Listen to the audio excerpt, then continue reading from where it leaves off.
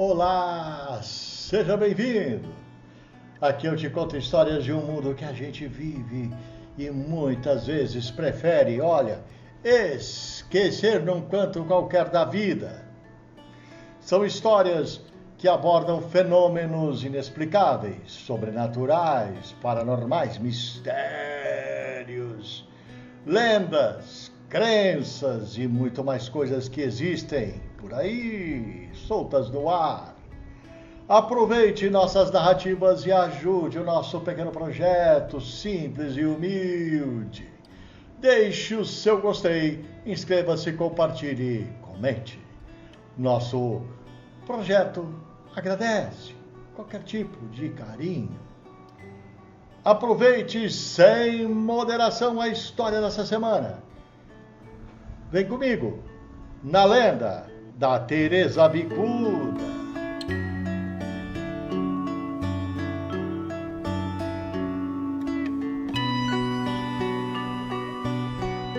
Essa aqui se trata da lenda da Teresa Bicuda, uma história originária lá pelas bandas do interior de Goiás.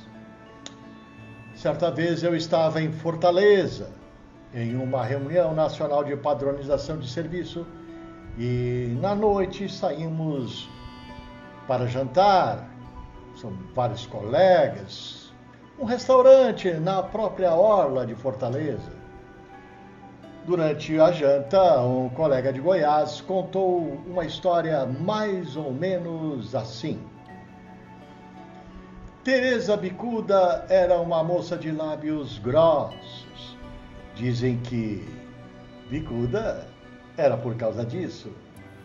Morava em Jaraguá, Goiás, num lugar chamado Larguinho de Santana.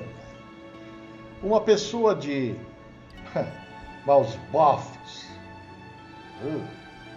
Segundo contou o colega, ela tratava a mãe de forma absolutamente cruel.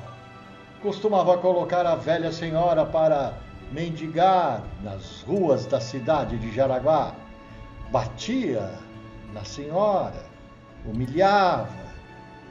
Bom, reza a lenda que certo dia chegou a colocar um freio de cavalo na boca da mãe e nela andou montada à frente de todo o povo daquela cidade. Aquilo foi demais. A pobre senhora acabou vindo a falecer mais tarde, mas antes disso excomungou a filha perversa. Teresa e sua mãe moravam numa tal Rua das Flores. Ainda tem por lá, viu? Você pode, se visitar a cidade, pode achar a Rua das Flores. Os vizinhos constantemente reclamavam de Teresa por conta de seu mau comportamento. Ela nem dava bola. Ela era conhecida por sua maldade, por sua crueldade, que pareciam não ter limites. Teresa fazia maldades com todos ao seu redor. Enganava os amigos, traía o marido, desrespeitava os pais e espalhava mentiras pela cidade. Ninguém escapava da sua língua, uma língua afiada, ou de suas ações mesquinhas.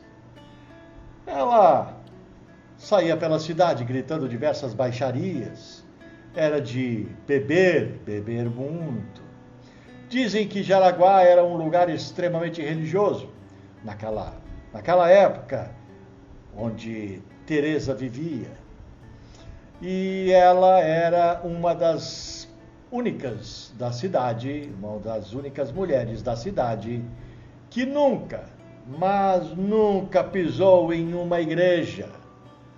Os moradores acreditavam que sua alma era tão pesada de pecados que as portas sagradas das igrejas se fechariam diante dela. Quando Teresa finalmente morreu, a cidade respirou aliviada. No entanto, ninguém queria se responsabilizar pelo seu enterro.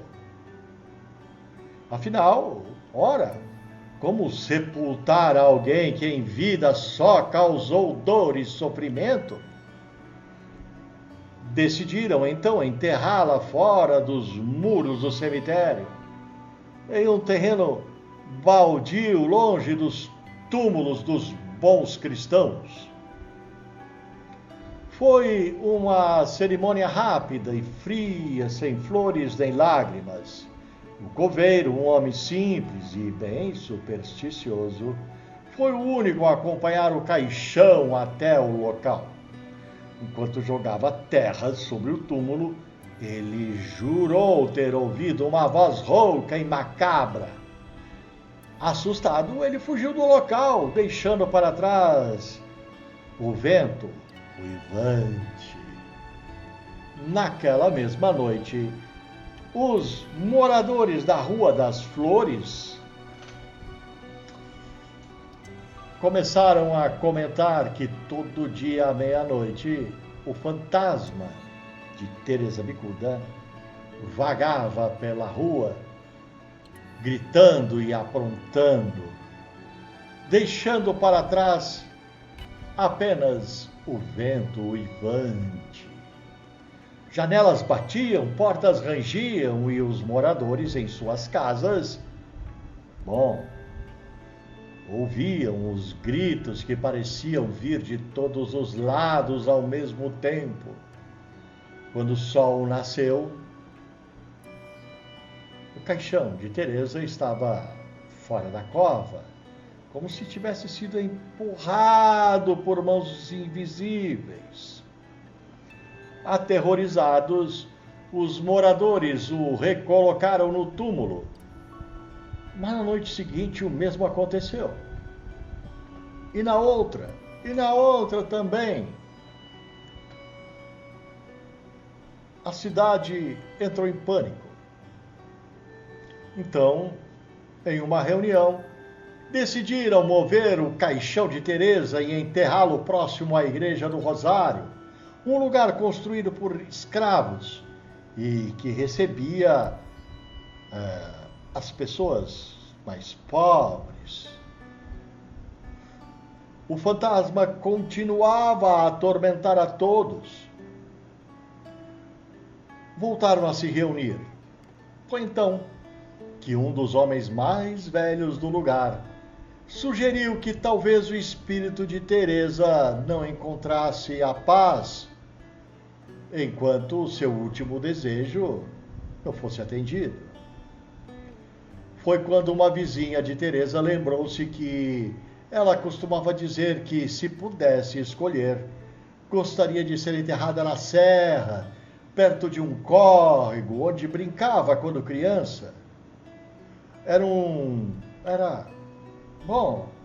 o único lugar onde ela parecia ter tido algum momento de paz.